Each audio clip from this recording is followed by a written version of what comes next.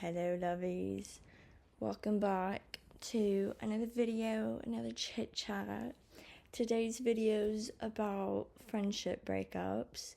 I really feel like my 2025 was full of me losing people, especially two individuals I held on to for dear life, but I learned a lot of lessons. So I want to share those lessons and just how far I've come, because yesterday I had two peekaboos from the past revolving an individual that walked out of my life and an individual I walked away from.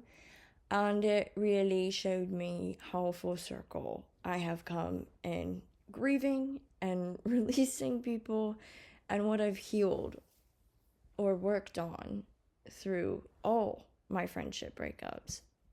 So, there we go. Lighting's so much better. Let's delve in. First things first, I'm not going to ever place blame on a friendship breakup. It is simply we grew apart, or we were called to different battles. I know there are situations where an individual was nefarious or deceiving. I did not experience that, so I'm not going to add to that discourse in this video. A lot of my friendship breakups of 2025, which I'm being so kind, and losing all my friends in 2025 was through multiple situations. One, I was very much quickly evolving as an individual, so I outgrew a lot of people when I chose the healing journey. I outgrew a lot of spaces as well. And I walked away from relationships, but also people walked away from me. And that's just a hard truth to a healing journey, is people will walk away. And two individuals I really clung on to taught me what you fear the most will happen. Especially if you continually fear it, you will have it removed until you learn the lesson that it's okay for it to be absent. You'll be okay. And that was a hard lesson.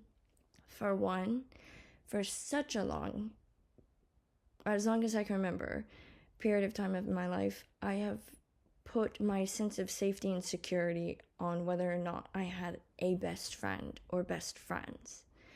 And that's partially because as a kid, I found a lot of solitude in running away to friends' houses or just always being out with friends. But quickly over my life, my friends did not always like me and became my bullies.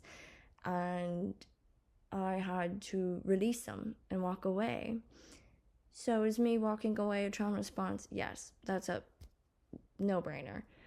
But it's a healthy one, especially where a lot of individuals get aggressive or angry during confrontation.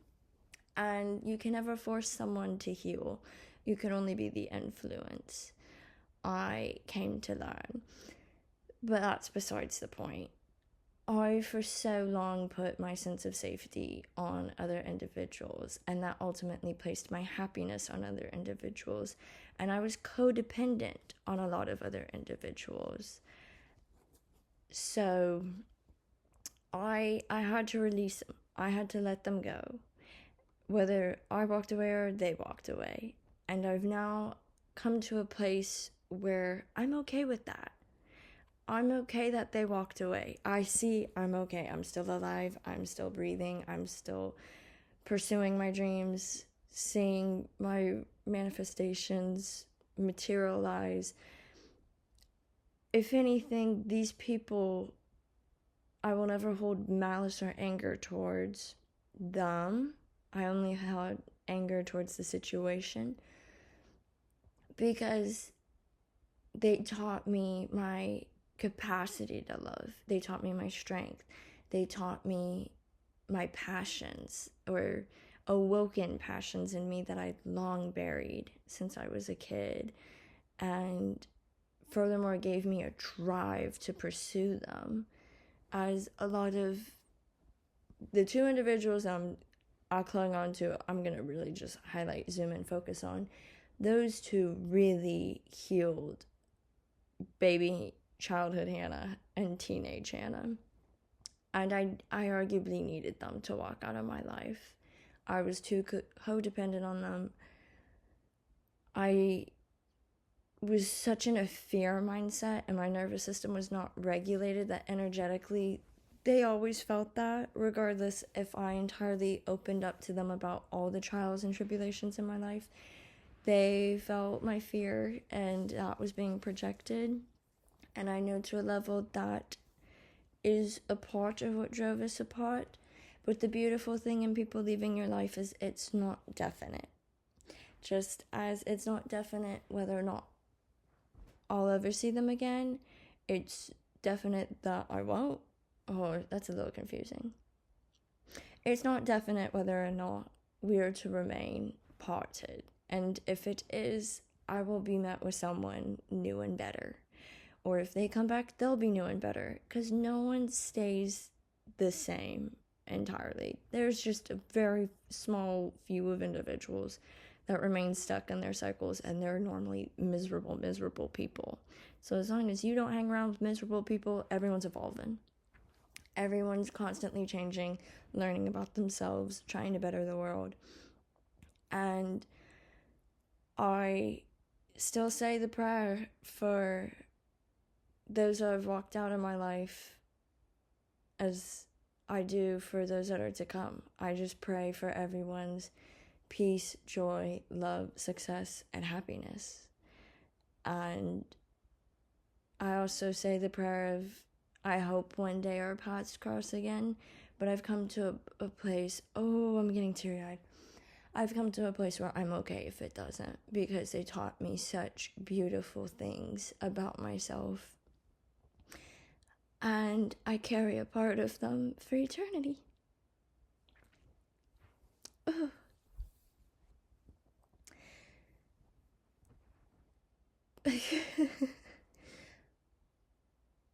I carry a part of them for eternity. Oh my gosh. There's little glimpses of them in me. And I know they carry a part of me in them. And if our paths cross again, it will be a joyous celebration. But if not, I look forward to who's to come in and replace them. Because my period of isolation isn't forever. I've become content with it and all it's taught me, but I know it's not forever. I will have a best friend again. I will have a best friend and partner again. And I've already been proven by the universe once that people do come back. And they, even if it's just to come check on you and say, okay, I gotta go again, but no, I'll be back, they do come back. You just gotta focus on the present and not hyper focus on the future of whether or not that will happen, the when, who's, what's, how's, the timing of if it were to happen. You have to really just keep your eyes on the present and continue to heal yourself, to love yourself, not shame yourself for the love you have for others. The only way that love depletes or diminishes is through another entering or through time and you just having peace with the circumstance you find yourself in. So, while I do pray every day those two individuals cross paths with me, I'm okay at the end of the day if they don't, because I will forever carry them. And the universe will just show me greater or new people that I never thought would enter my life, I thought were unimaginable, and I'll be shocked, regardless, both ways. So really, through losing all these people, or my two greats, we'll say, my two best friends, I have mastered the law of detachment. And the law of detachment simply is having a specific manifestation, that being, I wish these two individuals would come around. Really, I pray for this individual to come around, but if they don't, I'm okay with that. I just pray someone else enters in due time. And I don't just sit and wait after saying that prayer. I release the need to focus on it and try and imagine all the ways it would happen. I release and I just focus on me. And I focus on doing the things that give me joy.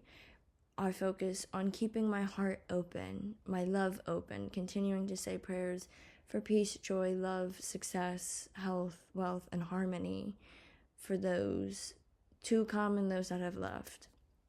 I continue to put myself out there, go network, go audition for things, paint, draw, write music, meet people, sign myself up for things I never thought I would sign myself up for, continue my therapy, continue my energy healing sessions, like continue to better me.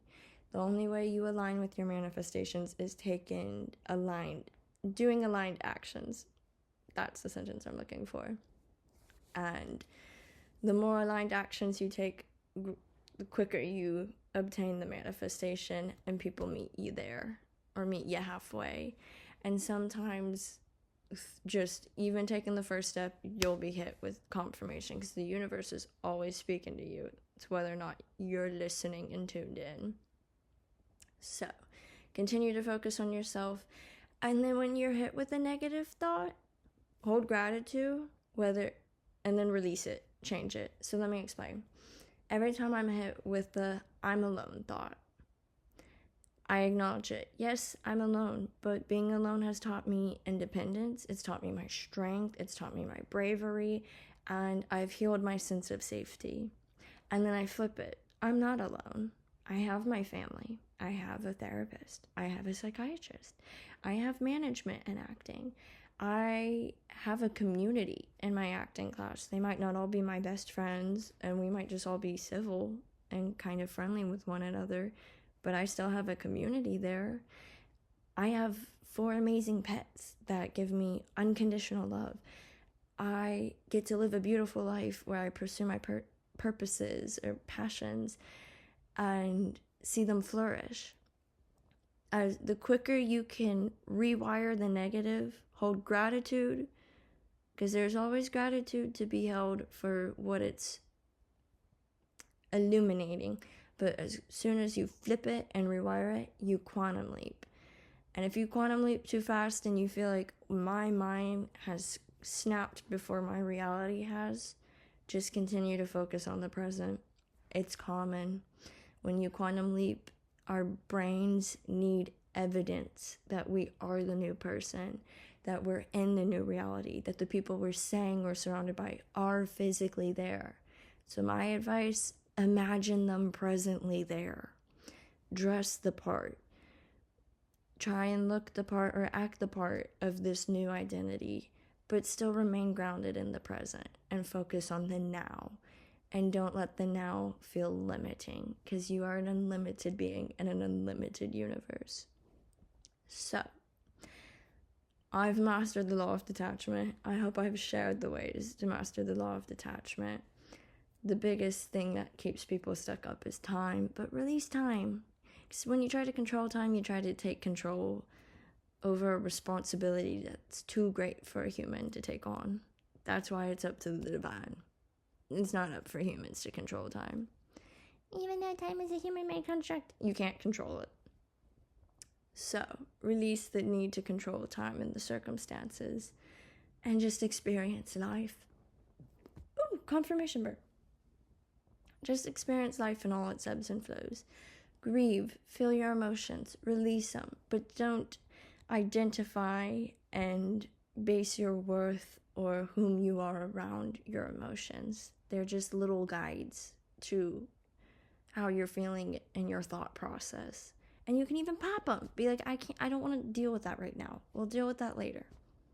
It's okay to push something aside for a little bit if you need to carry out something and then go revisit it. But always go revisit it. Always grieve and release. And never beat yourself up for loving someone, because you can't force yourself to unlove someone. You can't beat yourself up for loving anybody, point blank, period. Your heart loves who it wants to. And the only way that love diminishes is through time and another entering to take their place. So, those are all my tidbits and advices to friendship breakups. I know my opinion might not be popular, and you can pray for people to come back around, and they will, but I have experienced it. And I just want to be that voice for someone out there that might feel like they're insane, even though that's such a dichotomy of a word. Because insane means you're in sanity, you're not out of it, but that's me just being cheeky right now. Don't feel crazy, because sometimes we know who we are deeply soul aligned with, but everyone has a battle they have to go fight on their own, and we're not meant to be a part of our forevers forever, all their battles. We have soul contracts, so sometimes the contract says break, but they'll be back, and I promise you, if they're meant for you, they will come back. And that's what I have to share. I love you guys so much. I hope you enjoyed this video, and I will see you in my next video. Bye.